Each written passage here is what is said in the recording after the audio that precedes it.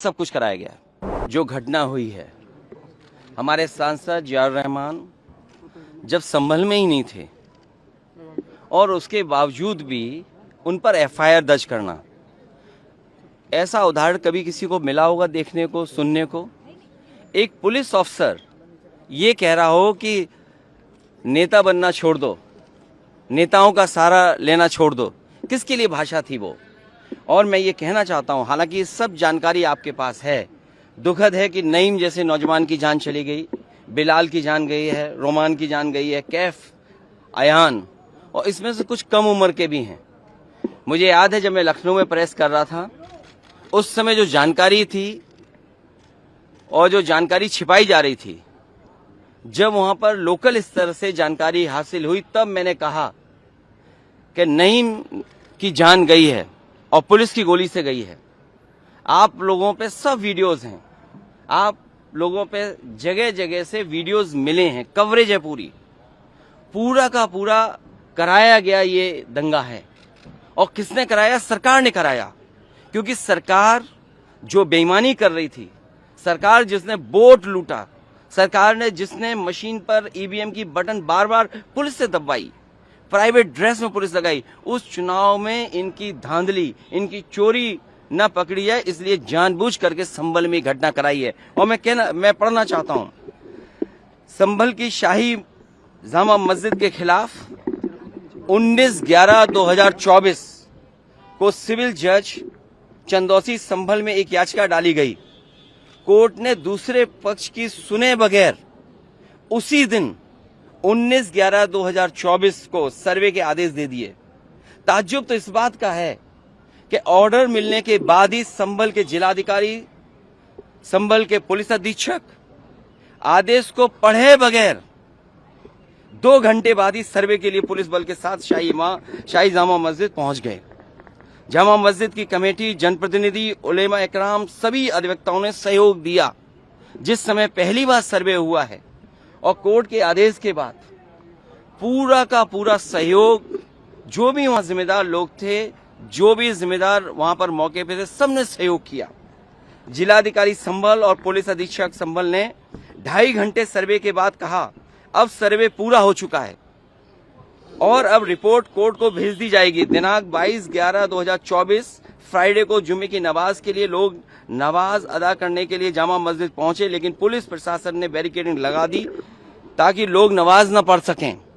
उसके बाद भी लोगों ने संयम बरता,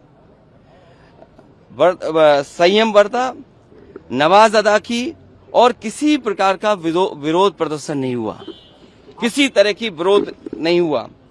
29 तारीख को कोर्ट की अगली तारीख तय थी। शाही जामा मस्जिद की कमेटी और मुस्लिम समाज के सभी लोग कोर्ट के केस की पैरवी के लिए तैयारी कर रहे थे, परंतु दिनांक 23 तारीख को रात पुलिस प्रशासन द्वारा कहा गया कि 24 तारीख को यानी अगले दिन सुबह को दोबारा सर्वे किया जाएगा। आखिरकार पहले एक बार सर्वे हो गया, ये आदेश पुलिस प्रशासन को किसने दिया कि दोबारा सर्वे आपका होगा, जब पहले सर्वे में सब लोगों ने सहयोग मदद की, पूरा सर्वे हुआ, किसी को आपत्ति नहीं थी सर्वे पर, लेकिन जानबूझ करके आगे शाही जामा मस्जिद की कमेटी और अधिवक्ता ने कहा कि एक सर्वे तो मुकम्मल हो चुका है, अब दूसरे सर्वे की क्या आवश्यकता है। कोर्ट के आदेश का हमने पालन कर दिया, अगर दूसरा सर्वे करना है तो दोबारा आदेश करवाएं, कोर्ट के आदेश के बाद हम दोबारा सर्वे करा देंगे। लेकिन जिलाधिकारी संभल और पुलिस अधीक्षक संभल ने कोई सुनवाई नहीं की और तानाशाही दिखाते हुए और सुबह के वक्त से पहले शाही जामा मस्जिद आ गए। शाही जामा मस्जिद कमेटी और मुस्लिम समाज के लोगों ने फिर भी धैर्य रखा और दोबारा सर्वे के लिए अंदर ले गए। सर्वे के दौरान करीब 1.5 घंटा बाद जब जनता को सूचना मिली तो वो इकट्ठा होना शुरू हो गए। लोगों ने सर्वे का कारण जानना चाहा तो सर्कल ऑफिसर ने उनके साथ गाली गलौज की और लाठीचार्ज करवा दिया, बुरी तरह से जख्मी कर दिया। इसका विरोध करते हुए चंद लोगों ने पत्थर चलाए, जिसके बदले में पुलिस, सिपाही से लेकर अधिकारी तक ने अपने सरकारी और प्राइवेट हथियारों से गोलियां चलाई, जिसकी वीडियो रिकॉर्डिंग है, जिसके एवज में दर्जन लोग गोलियों से घायल हो गए। 5 मासूमों जो कि अपने घर से सामान लेने के लिए निकले थे, उनकी मृत्यु हो गई। संभल का माहौल बिगाड़ने में याचिका दायर करने वाले लोगों के साथ पुलिस और प्रशासन के लोग जिम्मेदार हैं। इनको निलंबित किया जाना चाहिए और हत्या का मुकदमा चलाया जाना चाहिए, जिससे कि लोगों को इंसाफ मिल सके और आने वाले समय में कोई इस प्रकार की संविधान के खिलाफ गैर कानूनी घटना को अंजाम न दे जा सके। और बीजेपी के लोग ये कह रहे हैं कि संभल को बांग्लादेश बनाना चाह रहे हैं। देखिए, अगर आप बीजेपी की बात मानोगे तो गड्ढे में गिरोगे, जाके बीजेपी की बात मानोगे तो खाई में गिरोगे। बीजेपी वालों से पूछिए, क्या चुनाव कराया था आपने उत्तर प्रदेश में? कोई ऐसा मुसलमान भाई नहीं था जिसको इन्होंने रोका ना हो। लाठी से, बंदूकों से गाली गलौज की इन्होंने।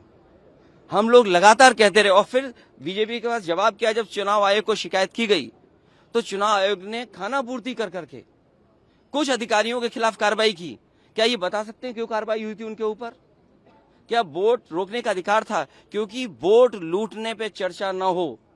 ये लोग लूटने वाले लोग हैं, इनके लिए लोग कोई मायने नहीं रखते, लोग मायने नहीं रखते।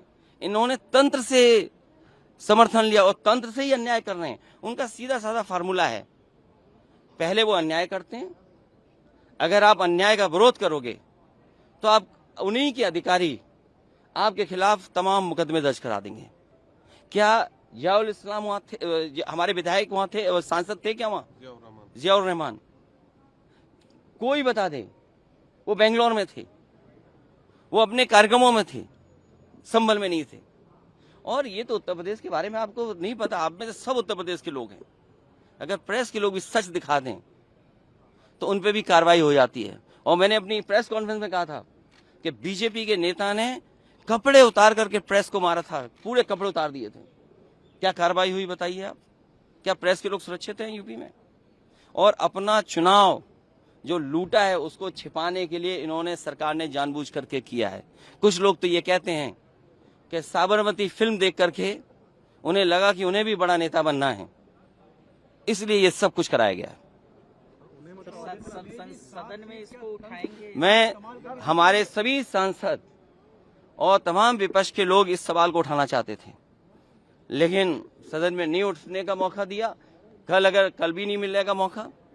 जब मिलेगा तब ये सवाल उठाया जाएगा और हमारा डेलीगेशन भी जाएगा, वहां के लोगों के दुख दर्द परेशानी। और फिर सरकार के हाथ में सब कुछ है। अज्ञात में नाम डाल दिए। मैं आपको याद दिलाना चाहता हूं, कानपुर में जब दंगा हुआ था, अज्ञात में नाम लिख करके बड़े पैमाने पर पुलिस ने अन्याय किया था।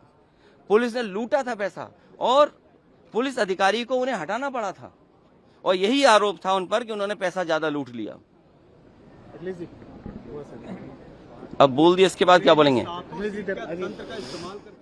लोगों ने वोट नहीं डाला, तंत्र से ही उन्होंने वोट डाल दिया और तंत्र से ही रिकॉर्ड बना करके जीत हासिल कर ली। आज आप लोग इस मामले को लेकर आदित्यनाथ जी की तरफ इशारा है आपका? साबरमती सरकार करा रही है। और आपको बहराइच का नहीं पता, उन्हीं के विधायक ने बीजेपी के अपने कैडर के ऊपर एफआईआर लगाई और एफआईआर में देखिए धाराएं क्या लगी हैं। जब बीजेपी का विधायक कह रहा है, बीजेपी के कार्यकर्ता नेताओं पे आरोप लगा रहा, और बाकायदा पीस कमेटियां बनती हैं, बाकायदा चीजें बातचीत से हल होती हैं। क्या जिलाधिकारी कप्तान ने कोई बातचीत की? जब उसका पक्ष तैयार था सर्वे के लिए, सर्वे आप कर लीजिए, आप रिपोर्ट लगा दीजिए। आप किसी की बात ही नहीं सुनना चाहते हैं कोर्ट में, आप अपनी मनमानी करना चाहते हैं। तो आखिरकार कौन निर्देश दे रहा है मनमानी के लिए? आखिरकार कहाँ ऐसी ताकत है जिसके आगे सब झुक रहे हैं और अन्याय कर रहे हैं? ये लगातार अन्याय उत्तर प्रदेश में हो रहा है। ये इसलिए हो रहा है क्योंकि अपनी नाकामी छिपाना चाहते हैं और सबसे ज्यादा कमजोर जो लोग हैं उनकी तरफ ही जाना चाहते हैं।